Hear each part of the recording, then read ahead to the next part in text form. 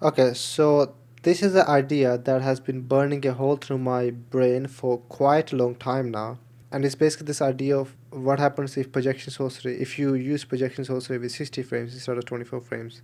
Now, if you search this question up on the Google, you will see that there are discussions around this topic, like people are talking about this.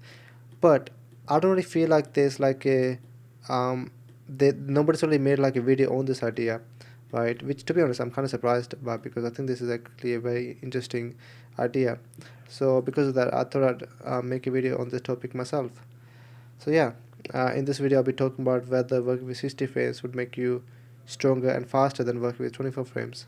So yeah, with that intro out of the way, let's just get right into it. Okay, so to start things off, let's start by actually creating a representation of projection sorcery, so we kind of all understand what it actually looks like, right?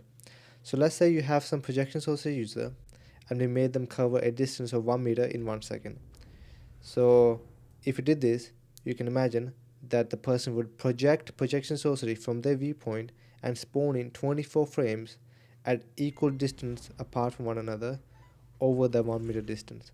Now, keeping this in mind, if you were to, I guess, play this projection sorcery out, what would happen is that the user would start from 0 kilometers per hour or like 0 meters per second or whatever unit of measurement that you want, and they would accelerate really fast to some speed, and they would basically do that, and then they would start running really fast, right? And the speed that they would achieve would come about from the distance that they would have to cover in the 1 second. Now, on top of this, what you can also do with this power is that you can also stack it, right? So imagine that you have some user, and then after they finish the projection sorcery instance, the first one that they do, they are left with some momentum. They can simply carry the momentum over into a new instance. So imagine that they started at 0 meters per second, but after that 10 meters per second one, they finished it while they're still carrying the 10 meters per second momentum forward. So they can just cover more distance and then get faster and faster. And by doing this, again, they can just run faster and faster and increase the speed to, I guess, a theoretical infinite amount. I mean, I don't really think it's infinite, but let's just say for the sake of example that it is, right? Because honestly, that doesn't really matter whether it's infinite or not. Now, everything that I've just described is pretty much what projection sorcery is about, and it is pretty much the way the projection sorcery is actually shown to us in any representation at all, right? In the anime, the manga, or like anything which deals with projection sorcery, this is pretty much what's shown to us when this power is actually used, right? But even though this is the way this power is actually shown to us, this way of showcasing this power is actually wrong. And this is actually why I wanted to actually talk about this first, so we can actually, lay a good foundation for actually talking about projection sorcery. And the reason for that is because this way of showcasing this power, this representation of projection sorcery, does not actually encode all of the behavior that we need out of this power. More specifically, this way of representing projection sorcery does not allow the user to actually accelerate faster and faster. Now, you probably disagree with me in what I'm saying, because you were like, oh, but you said a second ago that the guy gets faster and faster, and they can reach infinite speed and all that stuff, right? And that is true, but it is a bit of a technicality. Now, the reason I say this is because if you actually look at this power, you realize that the character does not actually gain acceleration in any single instance of using projection sorcery. And the reason for that is because the distance between all the frames, any two sets of frames, is always the same.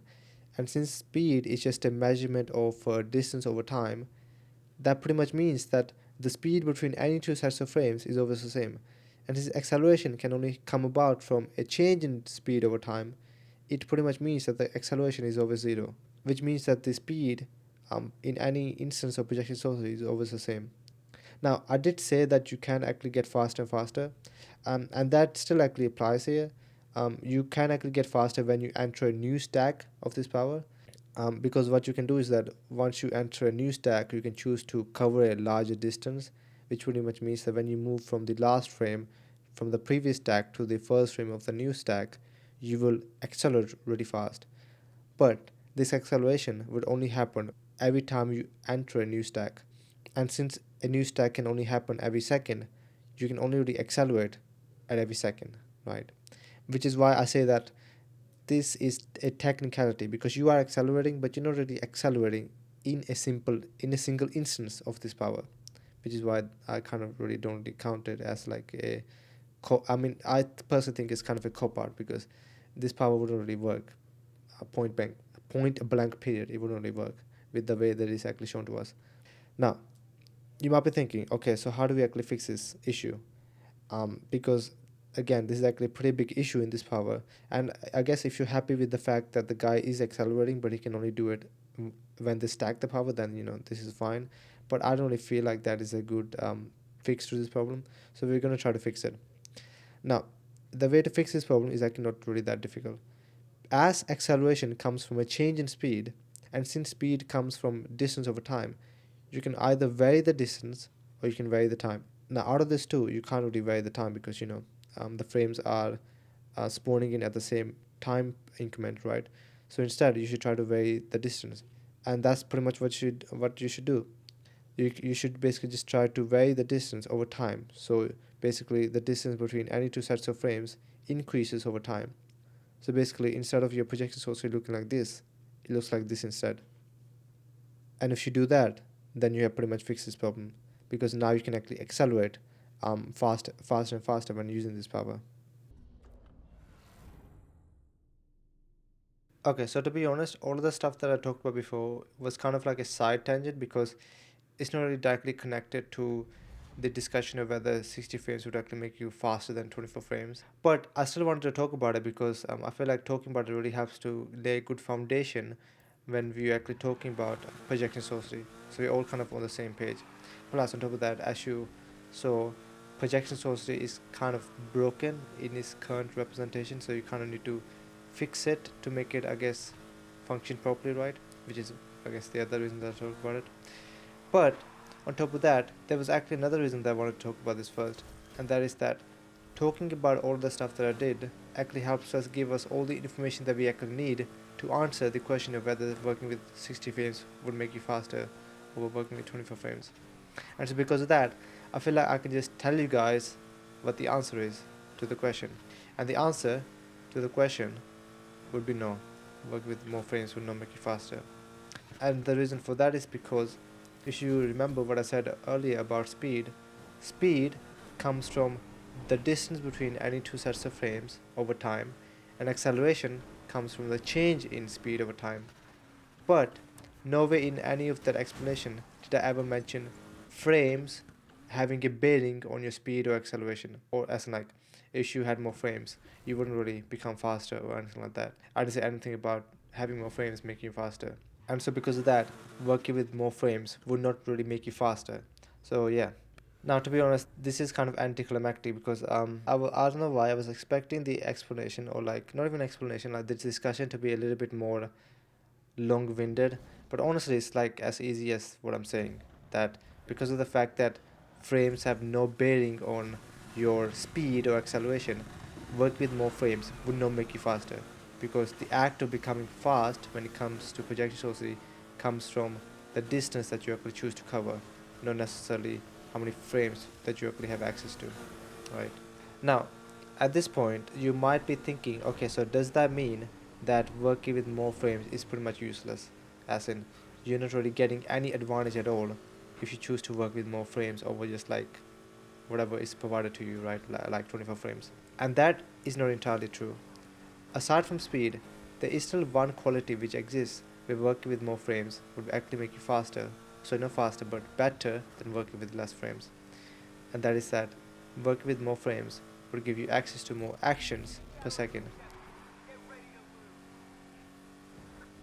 Okay, so honestly, this whole actions per second concept is kind of weird. So I'm gonna explain it through an example because I think that's the easiest way to understand it. So let's say that you have some character, right, and you want them to punch 5 times, right, with the left hand and the right hand, with the left hand and the right hand, and finally finishing with the right hand. Now, what you can do is that you can encode this in a 5 frame animation by basically letting each punch equal 1 frame. So the first punch equals the first frame, the second punch equals the second frame, and so on for 5 seconds. And this would be a 5 frame animation that lasts for 1 second. Now, as you can imagine, because of this, the user punched 5 times, right? Which is honestly not really that impressive. I can do much faster than that. But that's just an example. So let's say that you're like, okay, I don't want to do that. I want to do it more often than just 5 times. So let's say that you choose to punch 24 times instead. Well, what you can do is that you can encode that in a 24 frame animation. So one frame equals one punch. And in that 1 second, you have been able to upgrade the amount of punches that you can do from 5 to 24 by just upgrading the amount of frames that you have access to. Now, hopefully you understand where I'm going with this, but imagine you're like, okay, but I want to punch more often. So then you upgrade this to 60 frames instead, and now you can punch 60 times in 1 second. Hopefully I don't really have to explain any further, because I think you guys are probably getting the point by now that having more frames would let you do more things in that 1 second. And crucially, the reason this idea is a bit different from the whole speed idea is because you can't actually work backwards. You can't convert a 60 frame animation, one where the user is punching, I guess, 60 times, to 24 frame animation, right? Because each frame would have to represent more than one punch, which is impossible, right?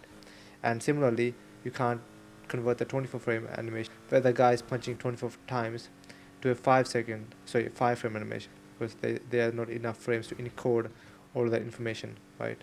And so because of this, work with more frames would simply give you more actions that you can actually perform in the 1 second. Now, honestly, that example was a bit simplistic, but hopefully you understand the point that I'm trying to make. That if you work with more frames, if you encode every single action that you choose to perform as a single frame, you would actually become stronger if you choose to work with more frames over less frames. And honestly, an action could be anything, right? It could just be you drinking water, you doing a front flip, you doing a back flip, you kicking someone, you ducking down, you dodging, right? So it doesn't have to be, down to punching, right? So yeah, because of that, you would actually become stronger. Now, there is a small technicality to what I'm saying, because the example that I gave is a bit uh, optimistic, because the ratio between the frames and the actions would not be one to one, as in, like, not every action would be equal to one frame. And the reason for that is because a lot of the frames would actually have to be used for as in between frames.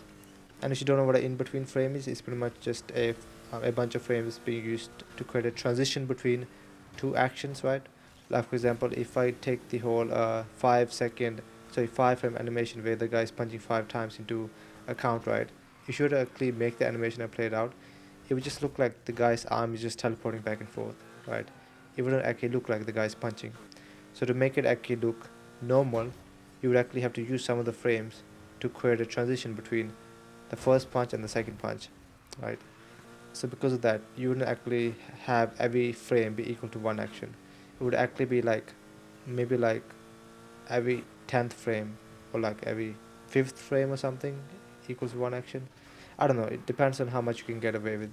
But still, but overall, you would actually become stronger if you choose to work with more frames than less frames.